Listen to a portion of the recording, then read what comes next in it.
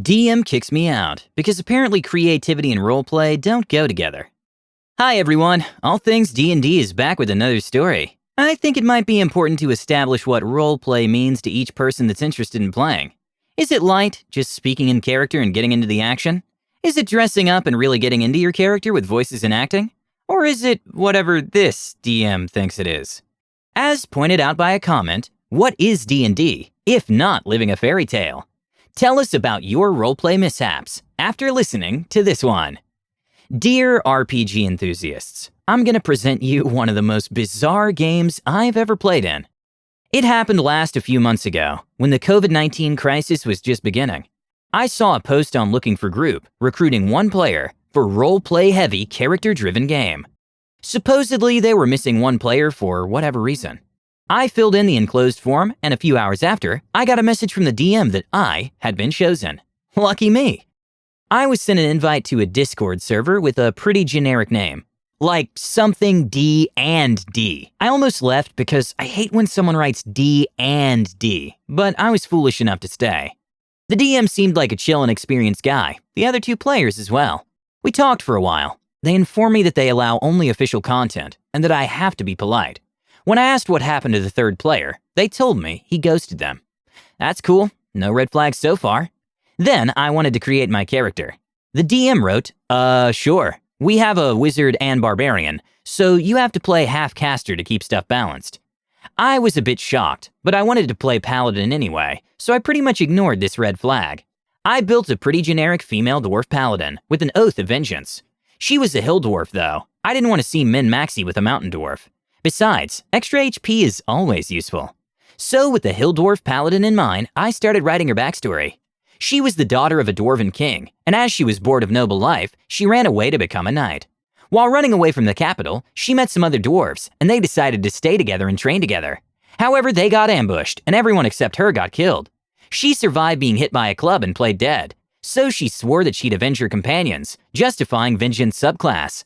Like I said, pretty generic. The DM liked it. Nothing crazy. That's good. I was actually excited because I was expecting that the DM would tie my character into the world with an eventual confrontation with my pursuers. The Dwarven King really wants his daughter back, or at least some act of meaningless violence towards random bandits from my side, leading to weakening my powers, redemption arc, etc., etc. I know, I sound like I want all the spotlight, but it was supposed to be character-driven, and I'm willing to wait for my turn to shine. So a few days later, Session 4 starts. They had played 3 sessions with the guy who ghosted them. I was waiting for some introduction to my character, but all I got was, "Welcome our new paladin, Lady Morena." The other two responded with, "Welcome, Morena," and that was it. No roleplay, nothing. I just magically appeared there. Then the DM continued. "You all are in the tavern. During the last session you killed the goblins. Now, a lady in white approaches you. She's beautiful like an angel. She asks you to help her find her child. The wizard stays quiet, and the barbarian responds, 'My character expresses that he doesn't want to look for a child. He's rude.' She cries and begs you.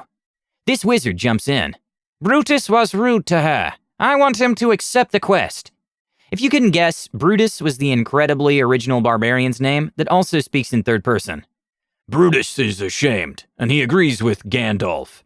Take a wild guess who Gandalf was. Before accepting the quest, Gandalf asks Morena about her opinion.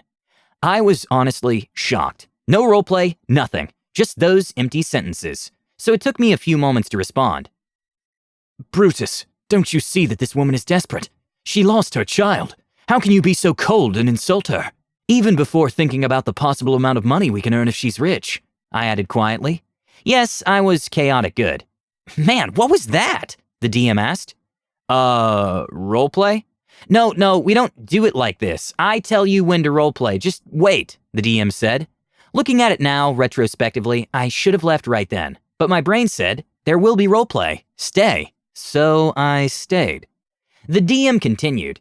You accept the quest. She tells you where to look for the child. You go there. It's a forest. She says she's scared to enter it. Do you enter? Gandalf and Brutus quickly respond with a yes.